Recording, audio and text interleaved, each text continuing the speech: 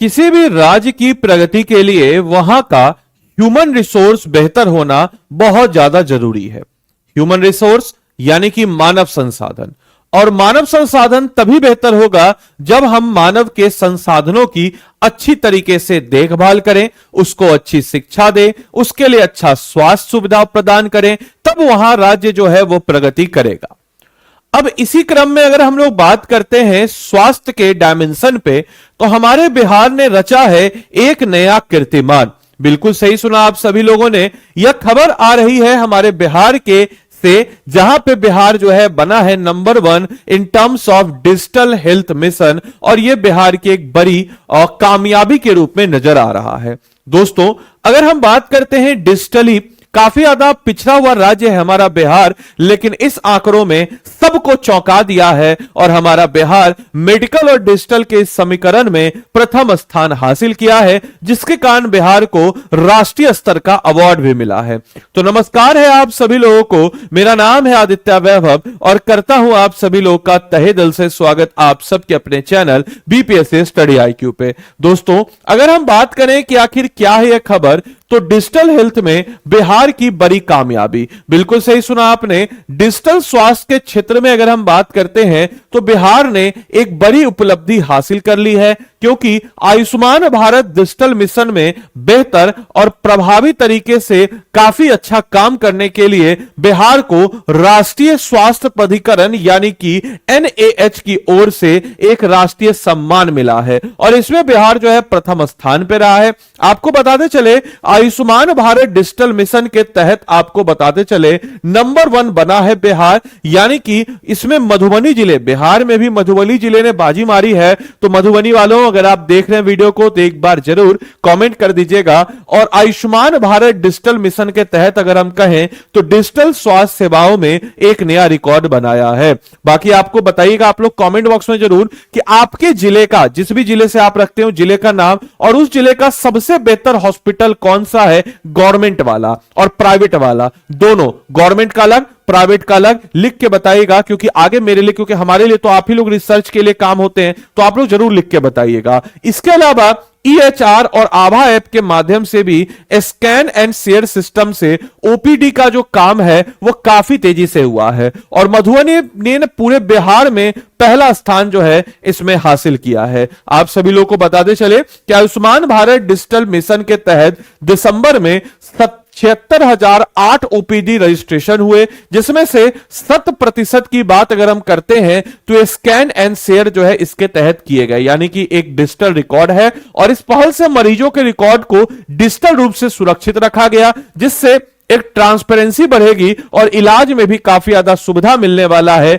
आने वाले वक्त में। इसके अलावा मेरे भाई आपको बताते चले कि डिजिटल हेल्थ में बिहार की एक बड़ी कामयाबी है, यानी कि मधुबनी जिले ने आयुष्मान भारत डिजिटल मिशन यानी कि एबीडीएम के तहत डिजिटल हेल्थ सेवाओं के क्षेत्र में एक नया रिकॉर्ड बनाया है। यहां पे अगर हम देखते हैं कि भाई ईएचआर यानी कि इलेक्ट्रॉनिक हेल्थ रिकॉर्ड कार्ड, और साथ ही साथ आभा ऐप यानी कि आयुष्मान भारत हेल्थ अकाउंट के माध्यम से स्कैन एंड शेयर के सिस्टम से ओपीडी मामलों में तेजी आई है, और मधुबनी ने इसमें पहला स्थान हासिल किया है। यह तो बात सही है। इसके अलावा डिजिटल हेल्थ में बिहार की एक बड़ी कामयाबी हमें यह भी देखने को नजर आ रही है कि बिहार के ऐसे जिले जो काफी ज्यादा पिछड़े हुए थे in terms of human development index, वहां पे भी दिसंबर माह में रैंकिंग में शिवहर 5वें पे, पश्चिमी चंपारण 10वें स्थान पर, सीतामढ़ी 11वें, दरभंगा 15 में, समस्तीपुर 18 और मुजफ्फरपुर 21वें स्थान पर रहा है पूरे इंडिया में। मधुबनी 3 महीनों से आभा आईटी निर्माण में राज्य में शीर्ष स्थान जो है यह बनाए हुए है। आभा आईटी निर्माण से जिला वर्तमान में 6ठे स्थान, यानी कि इससे पहले अगर हम बात करें तो ये कुछ डेटा है जिसके तहत हम 84,424 ओपीडी रजिस्ट्रेशन हुए, जिसमें से स्कैन एंड शेयर में करीब 102% यानी कि 86,374 जो है उपलब्धियां हमको देखने को नजर आई।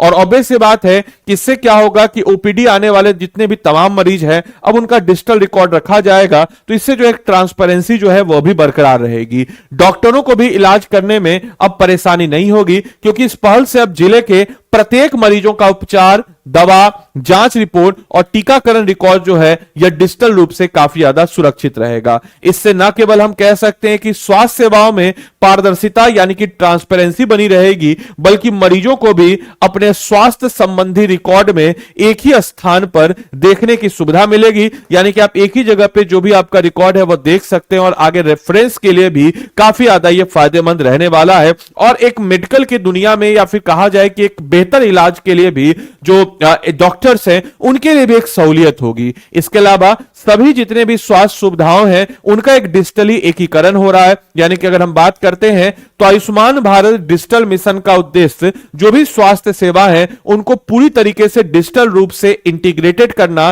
ताकि प्रत्येक नागरिक का स्वास्थ्य रिकॉर्ड एक ही प्लेटफॉर्म पर उपलब्ध हो सके। इस पहल के तहत अगर हम बात करें तो नागरिकों का आभा आईडी यानी कि जिसमें हम कह सकते हैं कि आयुष्मान भारत हेल्थ अकाउंट बनाया जा रहा है, जिसमें मरीजों का पूरा हेल्थ रिकॉर्ड लिंक होकर के किसी भी समय आभा ऐप या अन्य अगर हम कह सकते हैं कि एबीडीएम सपोर्ट प्लेटफॉर्म पर देखा जा सकता है।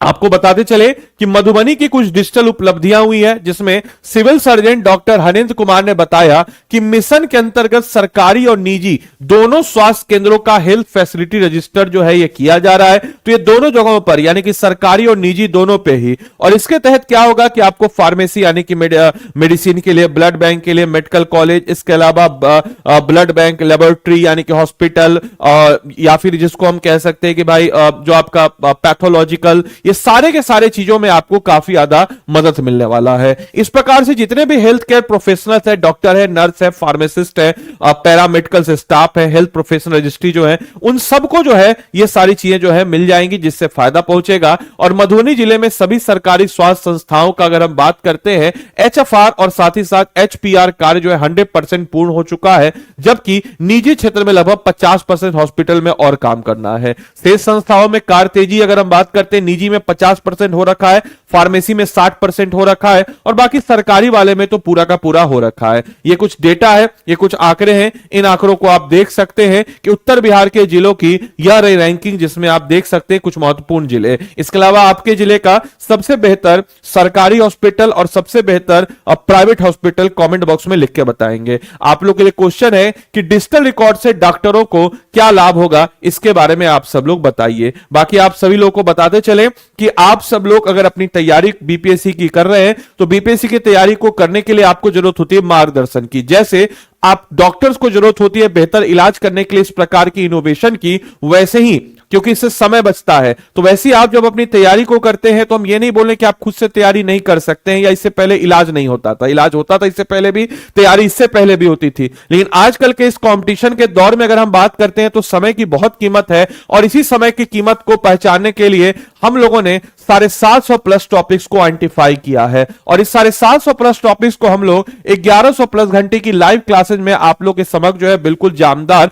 और शानदार तरीके से आपको इसमें हम लोग कवर अप कराते हैं। मेरे भाई आप सभी लोग को बताते चले कि 100 आवर्स ऑफ लाइव क्लासेज में आपको अगर हम बात करें तो साइंस हो गया, हिस्ट्री हो गया, पॉलिटी हो गया, ज्योग्राफी हो गया, इकोनॉमिक्स हो गया, बिहार स्पेशल हो गया, करंट अफेयर्स हो गया, या फिर मैथ्स हो गया, रीजनिंग हो गया, सबका सब कवर अप कराते हैं। आपको हमारे इस बैच में इंडिविजुअल मेंटरशिप बाय हमारे मेंटर जो है वो आपको इंडिविजुअल मेंटरशिप जो कि समय समय पे आपको गाइड करते हैं, समझाते हैं, बुझाते हैं। इसके अलावा दोस्तों अगर हम बात करते हैं तो हमारे इस बैच में अगर हम देखते हैं तो आप हमें पता, जैसे मान के चलिए कि अभी जो है आपका जनवरी का महीना खत्म होने वाला है, तो 15 अगस्त तक हम लोग आपको क्या कराएंगे, हमारे फाउंडेशन में कवर अप कराएंगे, और 30 सितंबर में जो आपकी परीक्षा है उसको ध्यान में रखते हुए हम लोग यानी कि अगस्त के पहले वीक से 2 महीने का डेडिकेटेड एमसीक्यू प्रीलिम्स बैच इसमें कराते हैं। साथ ही साथ लाइव प्रीलिम्स क्रैश कोर्स इसमें होगा। इसके अलावा हम अभी से आपके फाउंडेशन को बिल्डअप करने के लिए एनसीईआरटी का रिकॉर्डेड कोर्स, 5100 एमसीक्यू प्रैक्टिस, इसके अलावा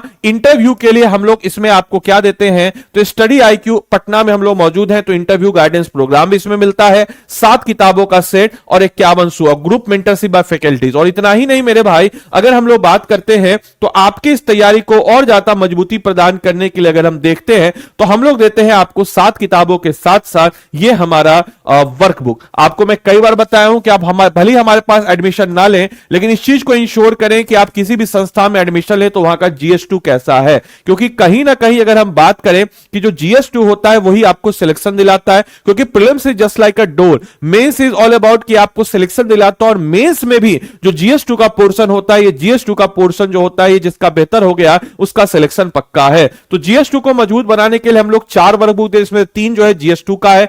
इसमें एक इंडियन पॉलिटी वेद सर के द्वारा लीड किया जाता है, Bihar focus content, previous year question integrated, smart revision tool, micro topic wise Bihar special का कंटेंट, साथ ही साथ इंडियन इकोनॉमी, ज्योग्राफी है, साइंस एंड टेक्नोलॉजी है। इतना सब कुछ मेरे भाई आपको यहां पर मिल जाता है। इसके साथ साथ दोस्तों अगर हम बात करते हैं कि अगर आपको इस बैच में इनरोल होना है या तो आप क्या करेंगे, तो अगर आपको इस बैच में इनरोल होना है तो सबसे पहले तो मैं कुछ फीडबैक्स भी आपको दिखाना चाहूंगा। जो कल आप लोग का फीडबैक एक आया था, तो इस फीडबैक को आप देखिए।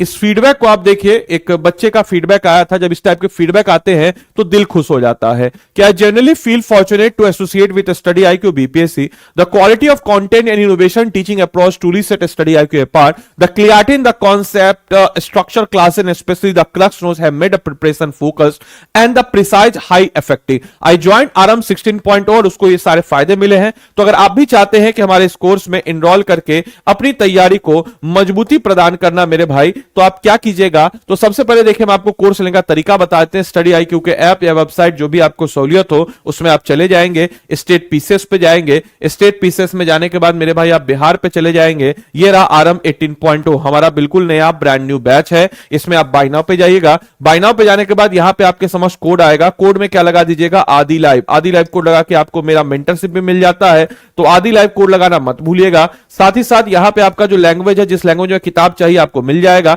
हमारे पास 2 कोर्स है, एक है गोल्ड, एक प्लेटिनम। गोल्ड में सिर्फ और सिर्फ आपको क्लासेज है। प्लेटिनम में आपको इतने सारे एडिशनल फीचर, जिसमें किताबें आएंगी, जिसमें आपको हम कह सकते हैं कि आपको जो किताबों के साथ साथ आपको प्रीलिम्स का बैच मिलेगा, मेंस का डेडिकेटेड बैच मिलेगा, आंसर राइटिंग का। याद रखिएगा आदि लाइव कोड लगाइएगा तभी आपको मेरा मेंटरशिप मिलेगा।